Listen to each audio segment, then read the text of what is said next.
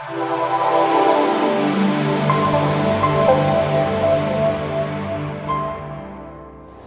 good evening everybody.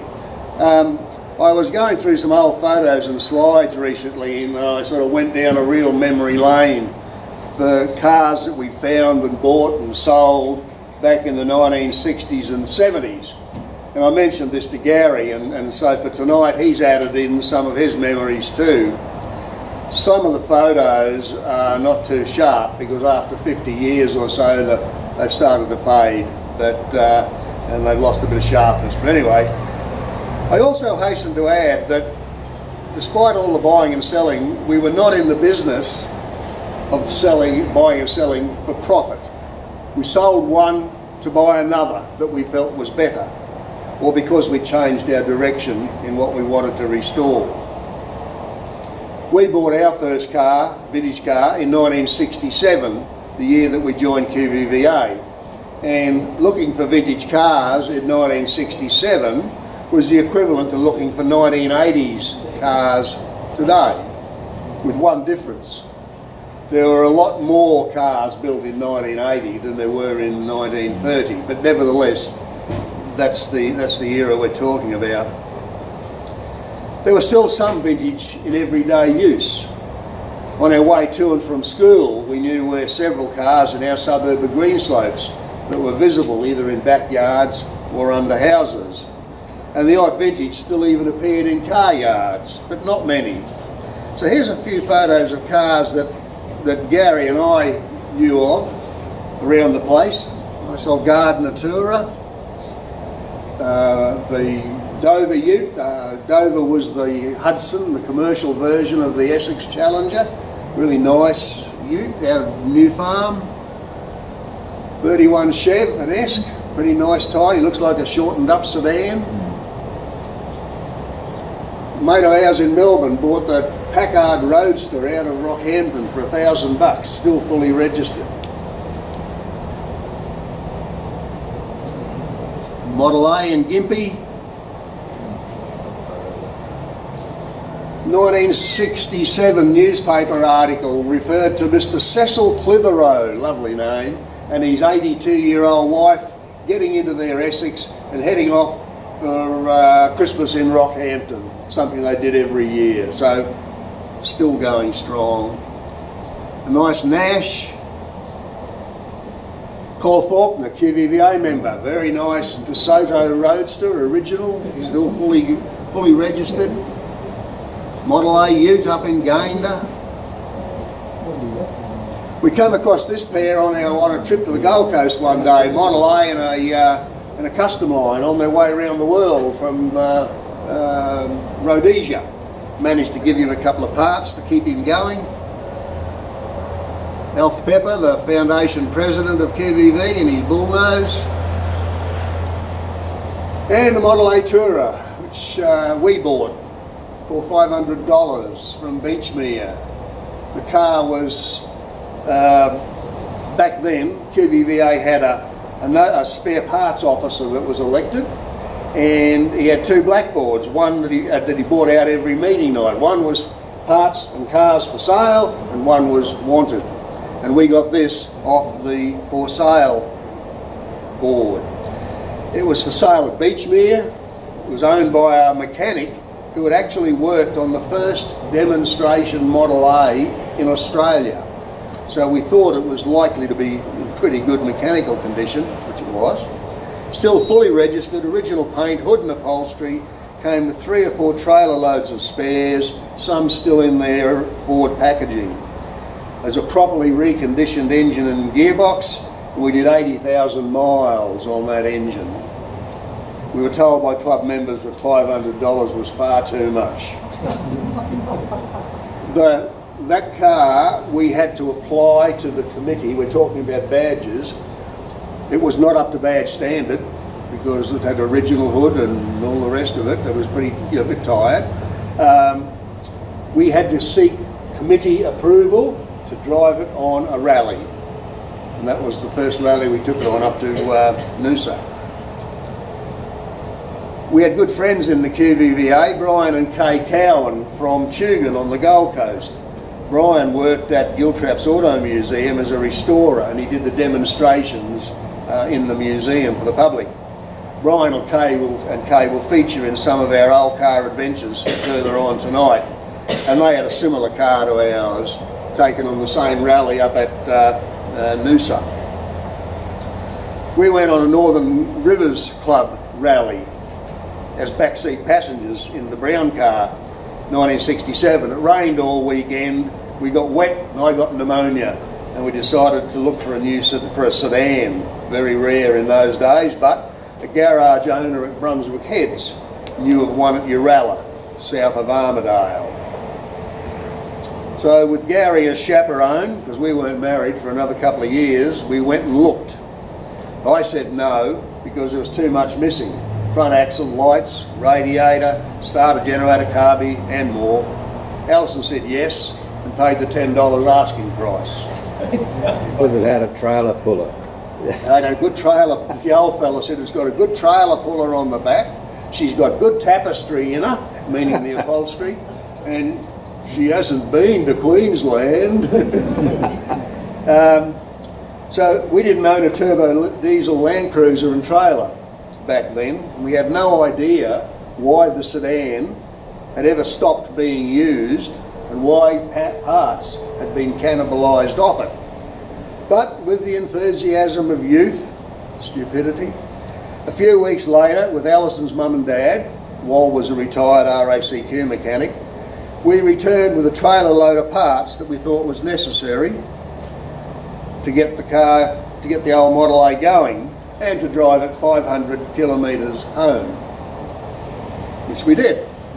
Got down there on a Saturday morning, had it running by lunchtime, and verily drove it home. Times were certainly different then.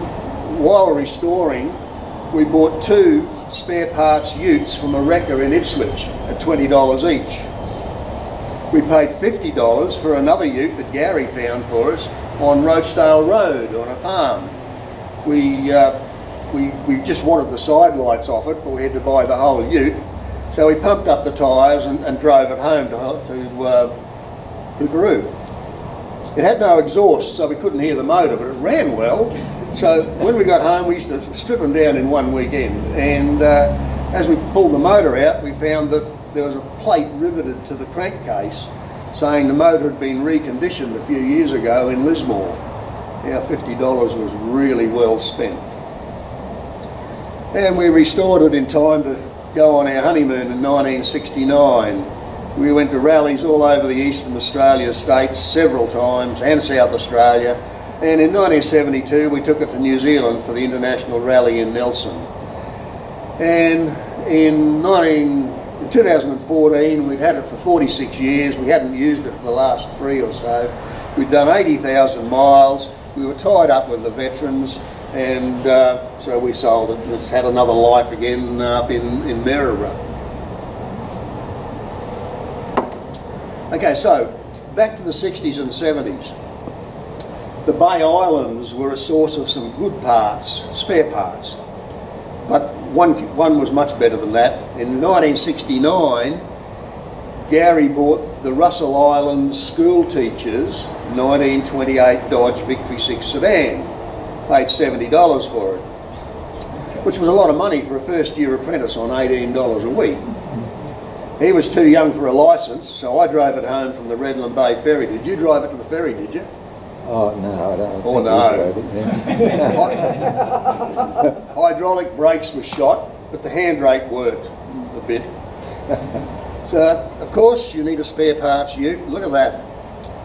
Wire wheels, 6-wheel equipment, radiator lights, side lights, wire wheels. Wow. And then he and Kathy restored that. And that's a photo of the old school teacher the day he retired some years later. Gary took the car out to see him. Alison and I, and particularly her parents, were rock collectors back in the 60s and 70s. On a trip to Torrington, west of Tenterfield in New South, we saw some old cars in the area, so we went back with Brian and Kay Cowan in Easter 1968. We bought a complete Model T Tourer, 1927 Tourer. We swapped it for a second-hand black and white TV set that cost us $30. Channel O became the 4th TV channel in Brisbane at that time. And the old rotary tuners on the channel selectors, you couldn't pick up Channel O. Every set became obsolete, cheaply available. People had to buy one to get the Channel O. Again, no Land Cruiser, so we towed it home behind my Hillman. The bloke in my suburb in Greenslopes, he had a very presentable 1927 T Ute, good going condition, cost us $150. Again, with club committee approval, we drove it on a couple of rallies. They weren't too fussy because the wheels were odd coloured and the white around the guards was from its time during the Second World War in Mergen, and the white was to overcome the blackout. You can still see it coming in the night. You might have read my story on how we blew the big end bearing at Woodford in the Ute. Still no Land Cruiser to tow us home, so we shimmed the conrod with leather cut from my wallet. We did that twice, and then when we ran out of leather at Petrie, we pulled the piston and rod out altogether and came home to Cooperoo on 3 pistons. Gary found us a body up in Bundaberg for $20, still had the upholstery in it. So that therefore became a complete car. So for a while we had 2 1927 Tourers. At this stage we decided to change direction and build a Model T Speedster using some of the 5,000 accessories sold for Model Ts. So we sold the Model T Ute and the body for some Speedster parts, or swapped it for Speedster parts. We went up to Bundaberg and bought back a Model T 1-ton truck, which was a real find because it had an accessory counterbalanced crankshaft and a Frontenac overhead valve conversion, and that really made a Model T go. I'm very happy with that. We bought a period correct sports little sports body from a hot rodder out at Hendra for $20, and then our direction changed yet again. We were offered the chance to buy a 25-year collection of 1910 Model T parts from a mate whose health prevented him from going any further. This was Model T number 33,000 out of 15 million that were made. So it's nice and early and a dream come true for Ford nuts like us. So we sold all the Speedster stuff to finance the 1910 project. The body and the 2-speed diff and what else, something else. Anyway, I went to Alan Fordyce, who's there in the photo, QVVA member. He restored it, painted yellow, and his son Ian, who's the auto electrician at Cooper's Plains that many of us use, Ian still drives it today. To try and make some money to pay for these 1910 parts, which didn't come cheaply, I found a crappy 1937 Chev, really rusted out, in a backyard in Banyo. But I asked the lady would she sell. She was surprised that I was interested in the bomb in the backyard. She said I might prefer the one under the house. It was a complete 29 Chev Tourer, except for the front axle that Pop had put under a trailer many years ago. I offered $200 for both Chevs, but she said that with the amount of work needed to get the 29 out from under the house, $100 was fairer. I had to cut down, or move the set of battens, move this panel of fencing, and cut the tree down because that was right, and it was right outside her bedroom window for security purposes. She was happy to see the tree go. And then out came 1929 Tourer, complete with horn, everything. So John, where did you advertise or find the stuff in the paper or? No, word of mouth and whatever. I don't know, Doc, can't tell you. I used to find them under houses because I'm an electrician. Yeah. We get to that. Back then, Main Roads Department proposed a bridge across the Brisbane River from New Farm to Norman Park, the Wilbur Smith plan. Property acquisition at Main Roads was my game, and we bought 70 properties on each side of the river. before politics intervened and the bridge scheme was scrapped. Thank you, Don Lane, ended up in jail. One of the properties at New Farm had been owned by Ryan's Transport. In the early 1960s, Giltraps, who'd just arrived over from Rotorua, they bought 3 veteran trucks that were still in Ryan's sheds. One was the big yellow 1914 Fiat that you might see around rallies, being driven by, or owned now by Ian Fordyce. Ryan's used to swap the tray body used for general cartage during the week. On a Friday night, they'd swap it over for a charabang body that they used for charters during the weekend. In 1981, the charabang body was still up in the rafters at the house at the property that Main Roads had bought. I convinced my boss that it was a safety hazard to tenants, and I bought it for $10. And I later swapped it for a set of tyres for the 1910 Model T. But look at the size of the thing, you know. Lovely original. Meanwhile, Gary had been busy. He found a 1929. That's right. That's the Model T when we eventually put it all together, put the money together and the parts and what have you. I don't have a photo of the 1910 parts, but suffice to say that the chassis came home, up at Oakey it was, chassis came home on our Fairlane roof rack, and the rest was in the boot in the back seat. So we managed to put that one together. So Gary'd been busy, 29 Chev Roadster at Woolloongabba. Yep, Woolloongabba. Around this time, QVVA members Ted and Val Watasik found a really nice 24, 25, thereabouts, Columbia Tourer in a backyard behind the Pineapple Hotel in Main Street. So Gary got the chance to move up to a silver anniversary Buick Roadster, so the Chev didn't last long. Of course, you need a spare parts vehicle, preferably one close to home. And then, as an apprentice, Gary found this DA Dodge 29 Sports Roadster under a house in Camp Hill. It took 25 years of persistence before the widow of the owner finally sold it to Gary and Kathy.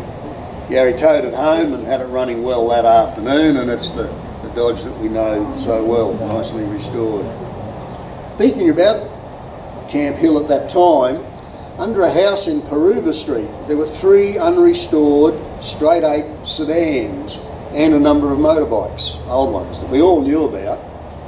I think it was a Packard, a Hupmobile and a Buick, Gary? I think one was a Marmon. Marmon. And a Buick. Marmon, Buick. And I think a Hup. And a Hup. Sure. Yeah, anyway, yeah. 3 nice big American sedans. All about, you know, a half a kilometre from that place. Yep. Goodness knows what happened to them all, but they might still be there because you couldn't see them from the road. I haven't been past. We also had a DA Dodge Roadster we got from Oakey. Ran beautifully. It was missing its boot lid, but otherwise complete. Even the hydraulic brakes still worked. And of course we needed a spare parts vehicle too. Come on. There's Lion on its side. Gary was a mate with Lions Towing, borrowed the truck. It cost us $5 for fuel. I sold that to Jim Robinson down in Lismore. He did a lovely restoration on it, because we wanted to buy a 1931 Buick straight 8 Roadster, 6-wire wheel equipped, synchro gearbox, thermostatically controlled louvers on the dashboard. Really, really nice piece of kit. 1 street back from Toombul Road at Northgate. $600 that one cost us, I think. Western Australia, yeah? Huh? Yeah, got a photo of it. You need a spare parts car, of course. And this was a really good find, because at that time we only knew of 3 of that size 1931 Buicks in Australia. They wouldn't have sold well in the middle of the 1931 Depression. And there was a ute just up inside a Rocky, and the bloke bought it down for us for $200. We're also, because of the rarity, we were able to pay $75 for a brand new engine block. Still covered in its factory black paint, all brand new bearings. What a way to start building a new motor. We found the smaller series Series 50 Buick out at Strathpine, I think it was, yeah. Cost me a carton of beer. Typical Buick, useless because no parts were interchangeable, even though they were the same year and the first year of straight eights, but nothing was interchangeable. And so we got, so we sold that one. I don't know where. Oh yeah, right. We again decided another change of direction for our old cars. We decided to pursue a pre-1905 London to Brighton eligible veteran. So we sold the Buick to Neville Ogborn, one of the two brothers that owns W&M Meat Transport down at Manly. He restored it and went to Western Australia for 85 grand quite a few years ago now, but lovely car, lovely, lovely. We went to South Australia in 1976 and bought the bones of a 1903 single-cylinder Oldsmobile. It came home in the back of a Land Cruiser. 20 years later, we had it finished, and it's been a ton of fun ever since. Our old bones and joints don't make it easy to get up into and out of these days, but I hope we can manage it for a few more years yet. So that's the story of how we ended up with the Model T and the Oldsmobile, and Gary ended up with the Dodge. So let's go back to the 60s and 70s, Brian and Kay Cowan again. Brian had an article in the Tweed Heads in the Tweed Heads Daily News in 1968 about his Model A Ford, and right at the bottom he said he was looking for another car to restore. That week he got 3 letters in the mail offering to sell him a vintage car. I don't remember 2 of them, but one was from Coochie Creek in the Banana Mountains and behind Wollumbar, offering us a 7-seater Studebaker President straight 8 Tourer. Well, Brian and I pooled our money, found $25 and drove it home to Brian's place at Tugan.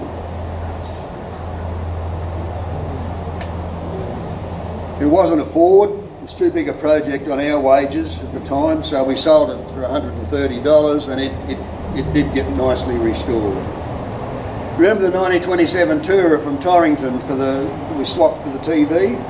Well, Easter 68, that same trip, Brian and Kay bought a 1924 Model T Ute, pulled it out of the shed, pumped up the tyres, still no Land Cruiser and trailer to get it home.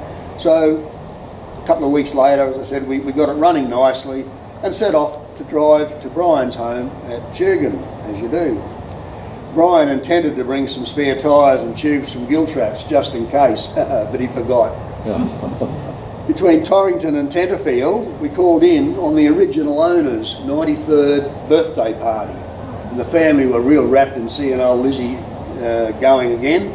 And the old girl said, of course, the Tourer body's down in the chook shed if you want it. We did.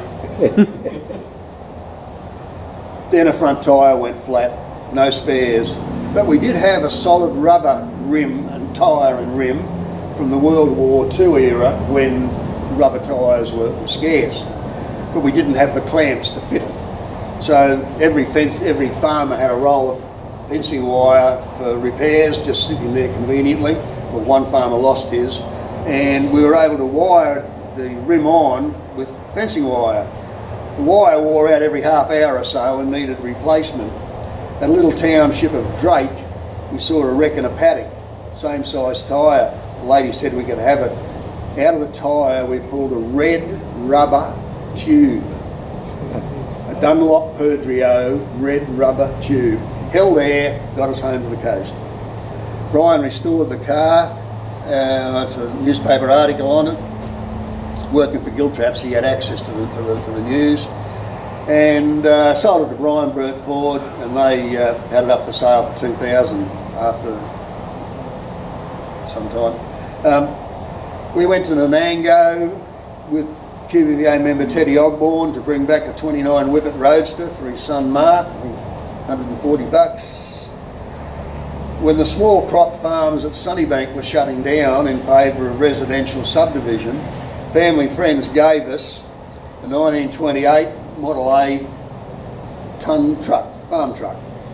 I taught Gary to drive in the truck, chewing up in the backyard, chewing up Dad's grass to his disgust, up and down the footpath and in the local park. We sold it for $20 to the well-known Gibson family in the Model A circles, and they've restored it. I might add, John, when I went for my licence, there was the Cooperoo testing centre, and there was a steep hill that went up towards Vulture Street, and they used to tell you to go up the hill and turn around the corner. And when you got to the top, you had to stop and then turn around the corner. And I was in a Holden, so I dropped it back to first, being they so used to changing gears without synchromesh, and went round the corner, and the bloke said, "How did you do that?" He said, "You've got to go back and do a handbrake start." I thought nothing of changing gears in a Holden. It was so good. Yeah, I learned to doubly clutch back into low gear on main roads cars. 1930 Model A Roadster, came from a cane farm at Wollumbar. A couple of the older members will recognise as Barry Hellstrom at the front. He bought that big Studebaker office and restored it. But Gary Cox in the yellow overalls, Brian Cowan in the dicky seat, and Brian's wife Jocelyn in the back. You remember those now, Joe? Yeah. Jocelyn is Gary's wife. Yeah. Him and her. Yeah. Wreckers were still a good source of parts. There was Cappy Woods on the Pacific Highway at Loganholme, just on the Brisbane side of the Logan River. Murphy's in Toowoomba had a loft full of beautiful instrument panels. Martins. Arachula and Inverell Wreckers come to... Hey? It was Martins. Martins Wreckers. I told you it was Murphy's. Yeah. Trips to Inverell, I mean, look at that. There's Kevin Brooks's 25 Master Buick on the bottom, and Graham Porter's 30 model sedan on the top. What did he pay? Was it $50 or something? I don't remember. It's a Wasn't while much, ago. was it? When we went down to pick up our Model A down at Uralla, we saw this Austin 12 on the side of the New England Highway, clearly visible. QVV member Bill Jones Sr. went down and got that. 1927 Buick Hearse was for sale for a long time in an antique shop on the Pacific Highway at Springwood. I reckon it was probably an old horse-drawn hearse, and the body was dropped on the back of the Buick, but I reckon it'll need a few extra spring leaves. Here's how to ruin a beautiful set of Rudge Whitworth wire wheels, a 1909 Napier chassis, and the wire wheels are filled with concrete and a steel rim wrapped around them to put it out in a paddock. Here's one that I didn't get hold of, unfortunately, a 1929 Stutz overhead cam, 6-cylinder, twin ignition sedan, Central West New South Wales. Bloke wouldn't sell it to me because he said the last time, or one of the last times it was used, it was when his mother brought him home from hospital from being born, and he said it's got a bit of sentimental values. I lost that one. Thanks to Michael Ferguson for this one, photo of the Brisbane's first ever swap meet. Yes, no bric-a-brac, no pot plants, and it started at the gentlemanly hour of 9 a.m. Yeah. Well done, Chef Club. Yep. Out of the Queensland Uni. I got the card. 1928, Briggs-bodied Model A 4-door came from Mackay in the late 1970s. It was so good that today you'd be tempted to try and clean it up and use it as it was. But anyway, I restored that one for Manny Ogborn, one of the other Ogborn brothers that owned W&M Meat Transport. We bought it sometime later and we used it as a licensed hire car along with our 1930. Alison's mum and dad, Wallendora Henderson, they were QVVA members and drove one of our Model A's for years. Their first car as newlyweds was an Austin 7 Chummy Tourer. We couldn't find one of them to restore for love nor money, but we did find a 1929 Sports at Anala. Back in those days you could do a TAFE hobby panel beating course, which I did, and I built a new body for it. I built the body sides for it anyway. Wallendora loved it, but age took over and they ended up selling it. And it ended up in Mount Morgan. It's buggered now. It's got a Suzuki motor fitted to it. Yeah, anyway. So there we have it. 56 years ago, we paid $500 for our first vintage car, a Model A Tourer from Beachmere.